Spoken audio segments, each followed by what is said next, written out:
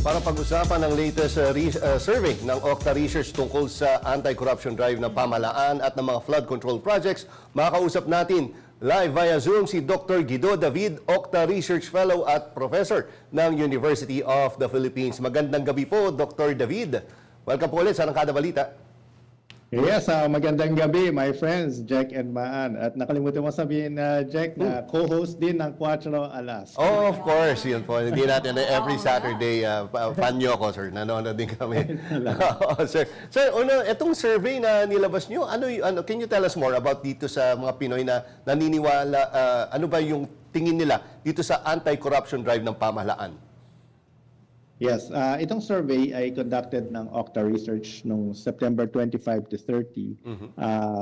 Nationwide survey with 1,200 respondents face-to-face, and yung margin of error is plus minus 3%. And ito ay non-commissioned survey. So walang nag-sponsor nitong survey nito, sariling survey to ng Okta Research for information purposes. At ang isa sa mga tinanong natin, to what extent do you agree or disagree with the President's decision to publicly expose corruption in infrastructure projects, even if it may have political consequences for him? Tapos ang lumabas, 83%, more than 8 out of 10, ay agree do sa decision ng Pangulo na i-expose itong corruption sa infrastructure projects. 3% lang ang nag-disagree. At kabilang dito sa mga tinanong natin, isa pa, habol ko lang, ano yung pinaka-naramdaman nilang emotion tungkol dito sa pag-expose ng Pangulo? At 60%, 6 out of 10 nagsabi ay anger or outrage. So galit. Mga more than half ay galit. Galit sa corruption, mga kababayan natin. And then may 30% may fear or anxiety, 9% sadness or sorrow. Ito bang September 25 to 30 ito, no, Professor Guido? So ito yung nag-start na rin naman yung ICI. Ibig sabihin nito, hindi na siya transparent, closed door na, no? At hindi na hayag or ipinapakita sa publiko yung dating live streaming. So masasalamin din ba dito kaya yung galit na rin ng 60% ay nung tumigil na, nung hindi na natin alam yung ano nangyayari sa investigasyon? Actually, hindi pa yata kasama yun kasi, Ay, di ba? Kasi nung time nito, nagsisimula pa lang yung ICI. So, kumbaga, hindi pa klaro nung panahon na yun kung ano yung magiging sistema. In fact, nung September 25 to 30, I think kasama pa doon si Baguio City Mayor Benji Magalong sa ICI. Pero isa sa mga tinanong namin, Maan, ay kung kasi sa panahon na yun, marami nag-investigate, di ba? Pero isa sa tinanong namin, sino dapat yung mamuno or head ng investigation? Yes, and lumabas, ICI yung actual pinili ng mga tao, 46% na pumili na ICI dapat yung mag-head ng investigation. 23% lang nagsabing Senate Blue Ribbon, and then 13% House of Representatives. Pero sa ngayon, baka pwedeng magbago na ito dahil sabi nyo nga, yung lack of transparency ay medyo baka tumaas pa kayong anger na nakita natin sa survey, baka hindi lang 60%. Dahil hindi nga nila nakikita yung proceedings. At least dun sa Senate dati, nakikita natin, napapanood natin. At yun nga, ang tanong, tulad ng nabanggit kanina yung attorney, yun nga, may power ba yung ICI pagkatapos ng makahanap ng findings. Pero ang pagka-appreciate ko naman dito ay recommendatory yung ICI. They'll do an unbiased investigation. That's our hope. Kaya nga sana may transparency. Kahit, yun nga, marami na nagka-clamor for the transparency ng ICI. Malinaw yung 60% na galit. Ano yung ibig sabihin ng 30% na anxiety and fear? And gusto ko rin linawin yung confidence and reassurance na 0%. And hope and optimism na 1%.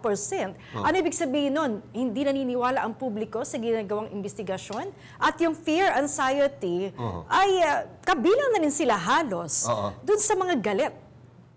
Professor. Actually, yes, if you think about it, if you add all the negatives na emotions, karamihan ay negative, di ba? Either Oo. anger or sorrow or fear. Kasi fear, kahit hindi sila galit, pero yun nga, parang kinakabahan sila sa mga mangyayaring proceedings. Baka walang Pinagsama-sama kahinatnan.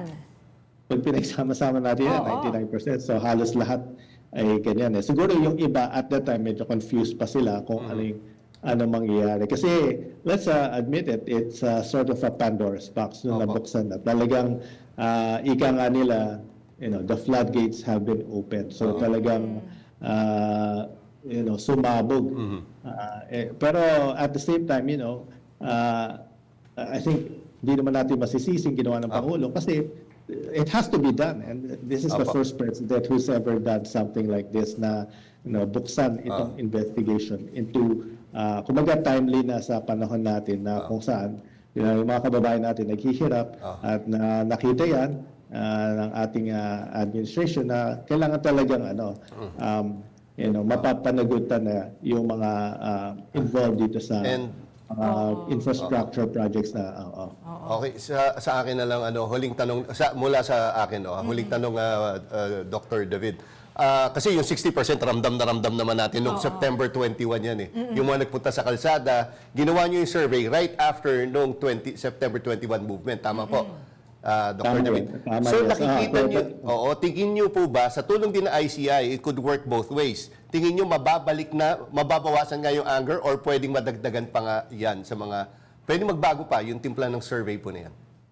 Definitely, it could work both ways, and it would be interesting kung ano magiging findings natin sa susunod na survey. Ang isa pa namin tinanong, ano yung expected outcomes from the investigation? Ang pinakamataas dito, although pwede sila mag-select ng multiple answers, ang pinakamataas dito, 68% is accountability, to hold corrupt officials and contractors accountable. 58% recovery of lost or misused public funds, and then 58% imprisonment of those proven guilty. So, yung sasabi mo, Jack, pwede magbaliktad yung sentiment ng mga tao, pero depende ito sa kung ano magiging outcome. Kasi may expectation na sila, may expectation sila, may accountability, may makukulong, at mababalik yung pera. At kung hindi mangyari ito, I think magkakaroon ng disappointment at nakalalong tataas pa yung galit ng mga tao. Okay, sige. Maraming salamat, Dr. Guido David. Siguro dapat nga sa publiko yung parts ng ICI investigation para mabawasan yung anger niya. At may update man lang na may unti-unti nang nakakasuhan, di ba? Sige po. Maraming salamat, Professor David ng Octa Research. Magandang gabi po, sir. Ingat po kayo.